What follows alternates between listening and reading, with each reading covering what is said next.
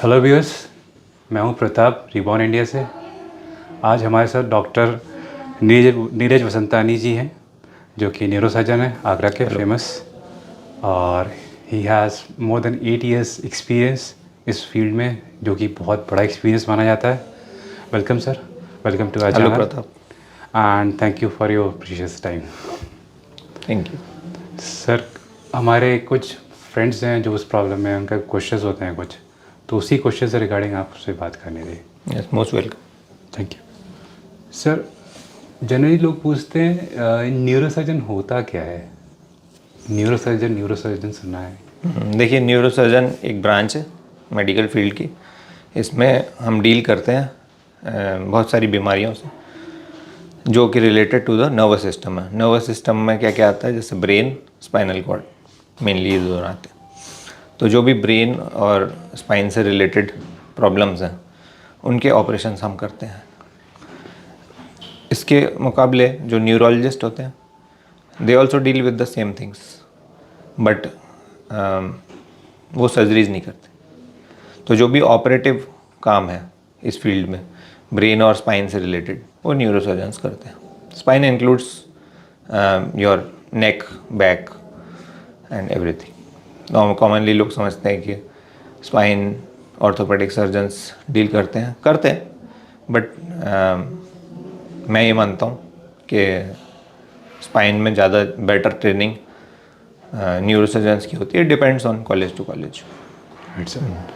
Sir, of course एक question आता है कि स्पाइनल कॉर्ड इंजरी होती क्या है। मतलब ऑफ कोर्स, क्योंकि सर स्पाइन, हमको हमारे पीठ में दर्द हो गया और धीरे धीरे पैर सुन्न हो रहा है, तो कोई क्या, मैं गिर गया, पैर सुन्न हो रहा है, मेरा हाथ मूव नहीं कर रहा, उसको ये नहीं पता है कि वो लेमैन है सर, एकदम वो शायद एजुकेशन नहीं है उसके पास, क्योंकि अवेयरनेस नहीं है उतनी। हाँ, तो कहता है यार ये स्पाइनल कॉर्ड इंजरी क्या होती है। तो स्पाइनल कॉर्ड इंजरी बहुत ही वास्ट सब्जेक्ट है और डेली हम इस चीज़ के पेशेंट्स देखते हैं और ट्रीट करते हैं। और this is one of the problems which Mankind is facing. बहुत ही डिफ़िकल्ट प्रॉब्लम है और मेडिकल साइंस इसको चैलेंज की तरह लेती है आज भी। तो स्पाइनल कॉर्ड इंजरी मतलब है कि आपकी स्पाइन में कोई चोट लग जाए, या आपका एक्सीडेंट हो जाए, या आपको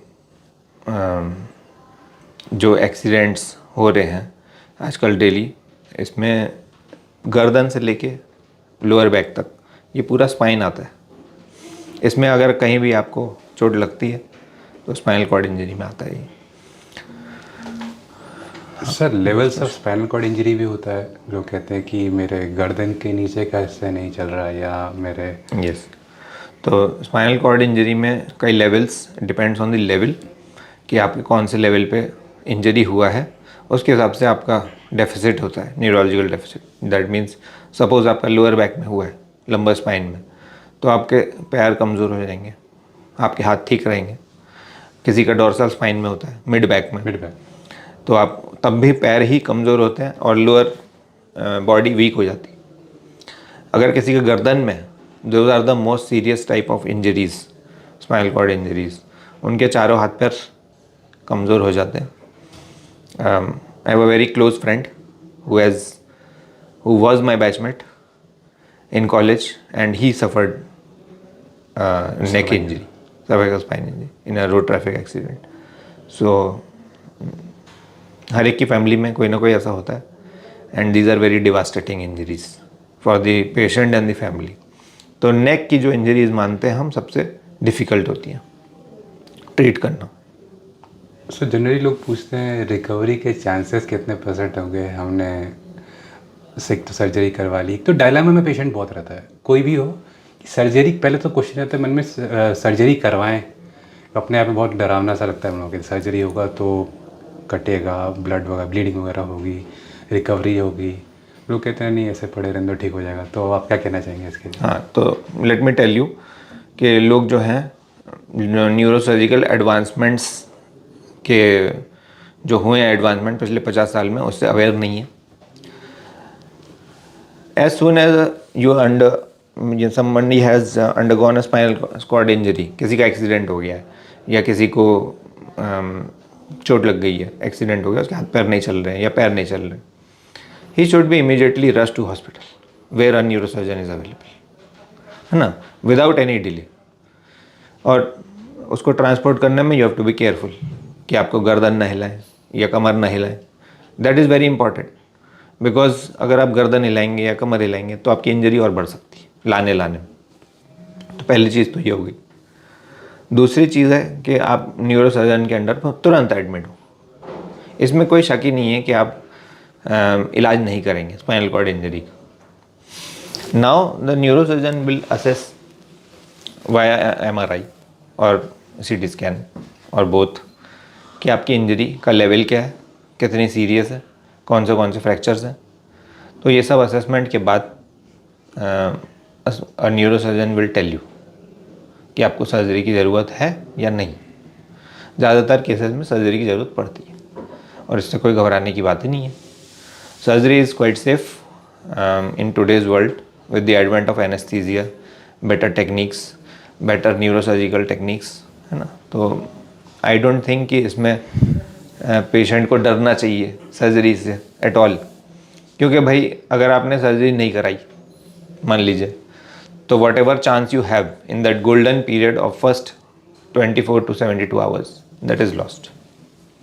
तो जो गोल्डन पीरियड होता है वो आपको लूज़ नहीं करना, that time is very critical. Sir कहीं मतलब ये आर्टिकल ऑल्दो थोड़ा सा कॉन्फ्लिक्ट है इस जगह पे। कुछ आर्टिकल्स ये कहते हैं कि जितनी जल्दी आप ऑपरेट करा लो रिकवरी अच्छी आती है जनरली उसके बाद।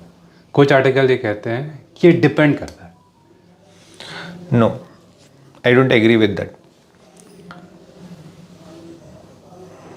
अ person who has a spinal cord injury, उसकी नस दबी हुई है, there is compression because of fracture और वट एवर, जब तक आज आप उस कंप्रेशन को नहीं हटाओगे, your treatment has not even started.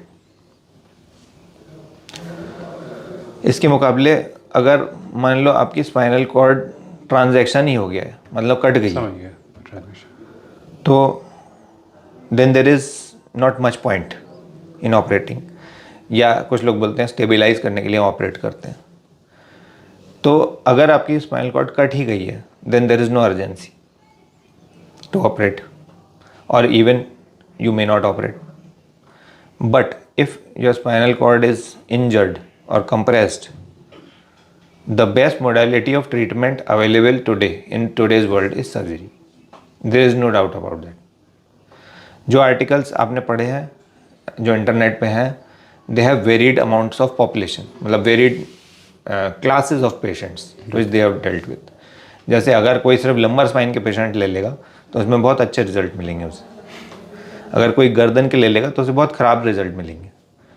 So it does not depend on कि आपका आपने सर्जरी की या नहीं की, आपने कितनी जल्दी सर्जरी की उसी पे डिपेंड करता है सब कुछ।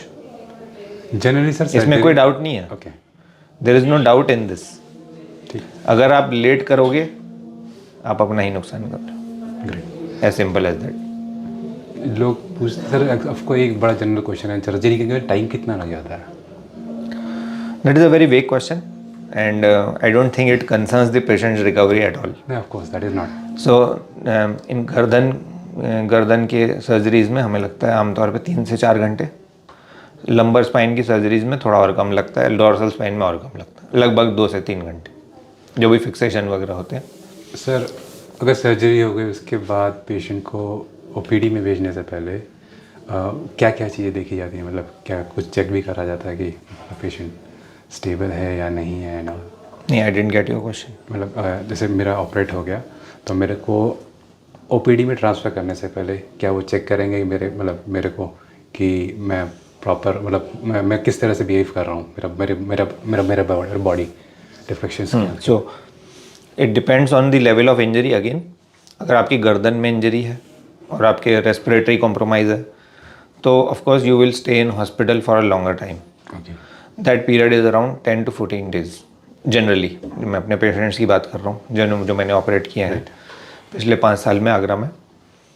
तो if your level of injury is down, dorsal spine, mid back या लोअर बैक, तो वो पेशेंट जल्दी डिस्चार्ज हो जाते हैं।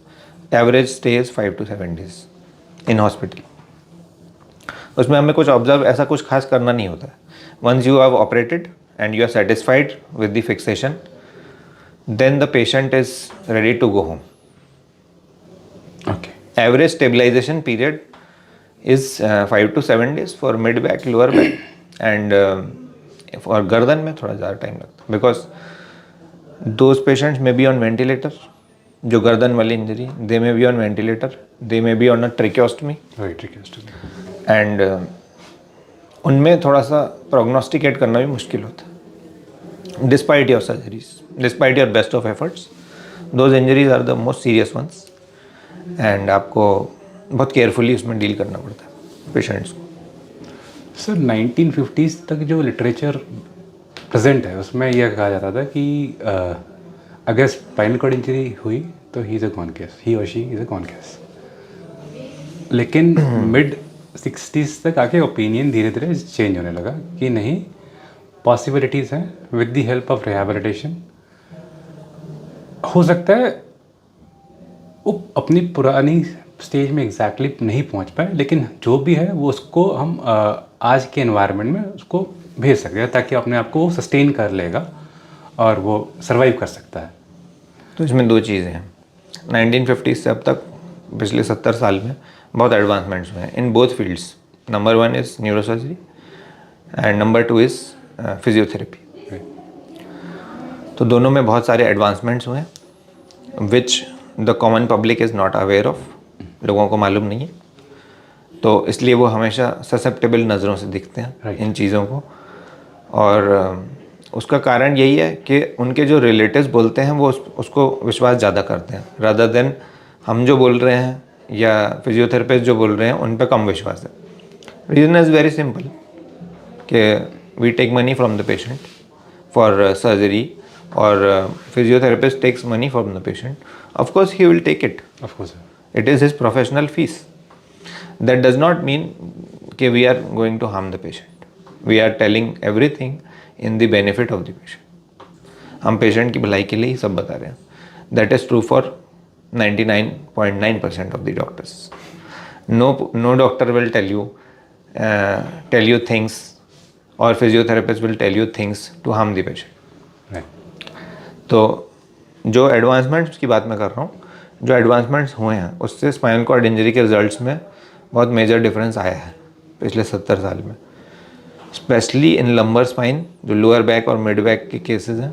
लंबर स्पाइन स्पेशली क्योंकि because spinal cord you know at ends at L1, right. तो उसके नीचे के तो जो भी इंजरीज हैं जिसमें लोग पैर नहीं चल रहे हैं, बिल्कुल कंप्लीट पैराप्लेजिक्स हैं, most of them are walking today after surgery and after proper physiotherapy. Most of them, more than 95% patients जो लंबर स्पाइन के patients, most of them are walking. You are a good example, kind of you are the perfect example. तो what more can I see. Sir एक question और है जो बार बार arise होता है, यार कंप्लीट स्पाइनल कॉर्ड इंजरी क्या है और इनकम्प्लीट स्पाइनल कॉर्ड इंजरी क्या है? So there is a मेरे को grading. कैसे पता चलेगा कि मैं इनकम्प्लीट स्पाइनल कॉर्ड इंजरी का पेशेंट हूँ या subject B complete spinal cord injury का? Yes, so there is a grading called Frankel grading, जिसमें हम ग्रेड करते हैं पेशेंट के फंक्शनल स्टेटस के हिसाब से कि वो कंप्लीट है कि incomplete. Frankel grade A is complete spinal cord injury. इसमें दैट मीन्स कि उस लेवल के नीचे ना पेशेंट को मालूम पड़ रहा है कोई सेंसेशन है, ना उसका कोई हाथ पैर चल रहा है।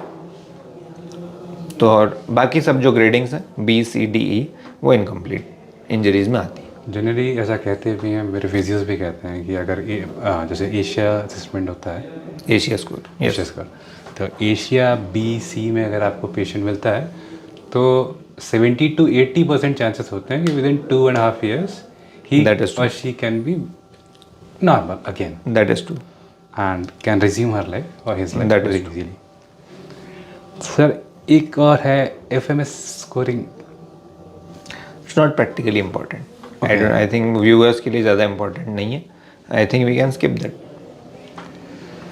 सर फैमिली सपोर्ट कितना मायने रखता है? क्योंकि family spinal support cord injury- is the most crucial thing, most important thing which a patient of spinal cord injury should have. Otherwise उनके लिए बहुत मुश्किल है सर्वाइव करना. I'll give you an example. Sir मैं एक बात बोलूँ, मैं जैसे फैमिली को कन्विंस भी तो करना पड़ेगा. मतलब मेरे को खुद बीच में थोड़ी सी दिक्कत आई थी अपने फैमिली वालों को convince. Exactly what I'm telling you. The relatives, your relatives will be shy to support you because they are not sure of the result. Right. Nobody is sure of the result. But that does not mean you stop trying. Results are always slow in neurosciences. Neurosurgery, neurology, neurosciences है ही ऐसी branch, इसमें result slow ही आते. Unlike cardiology, आपने stent डाला, आप ठीक हो गए. Right. So branch to branch it varies. The results take lot of time in neurosurgery and neurology. But that does not mean that you will miss the golden period initially. You should not miss it. Sir और ये golden period कितना time, मतलब कुछ होता होगा duration तो कहते होंगे ना आप लोग कि ये this should be the golden period to get recover. मैं तो यही मानता हूँ कि जब पेशेंट का एक्सीडेंट हो उसको तुरंत हॉस्पिटल आना चाहिए. That is the golden period for the layman.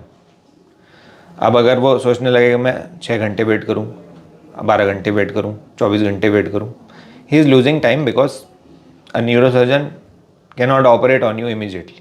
He has to assess, he has to do investigations. जांचें करनी होती हैं, आपको देखना होता है क्लिनिकली, स्टेबलाइज करना होता है वाइटल्स को.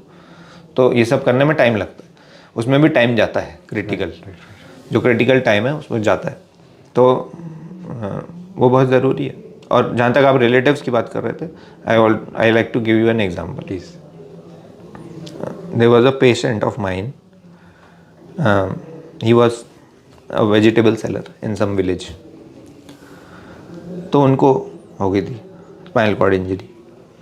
तो मैंने ऑपरेट किया उन्हें. अगले 8-9 महीने तक उनका पैर बिल्कुल नहीं चला, बिल्कुल नहीं चला. Ultimately his wife and children left him. तो वो चले गए उसे छोड़ के. They were tired of taking care of him. His brother used to take care of him. उसका भाई उनके साथ उनका इलाज करता रहा. After 1.5 years, मतलब he was under my regular follow, ऐसी बात नहीं है. After 1.5 years, his lower limb started moving. And by the end of 2 years, 2 साल के अंत तक, he was back to his work. He was selling vegetables again. So it required lot of efforts on his part. His relatives left him. All his relatives left him. In fact, his brother was also tired. To this day, that chap sent me patients. And I'm very happy for him because my surgery was fruitful. And मुझे लगता है कि उसको physiotherapy के भी ज़्यादा उसके पास साधन नहीं थे. तो वो घर पे ही करता था, जो भी करता था खुद ही. तो ऐसे बहुत सारे एग्जांपल्स हैं जिसमें आप रिलेटिव्स आपके साथ छोड़ देते हैं. But the patient should not lose heart, ये कहने का मतलब. I'll keep that in that point also in my video ताकि लोग इसको देख के मोटिवेट हों and they keep pushing themselves.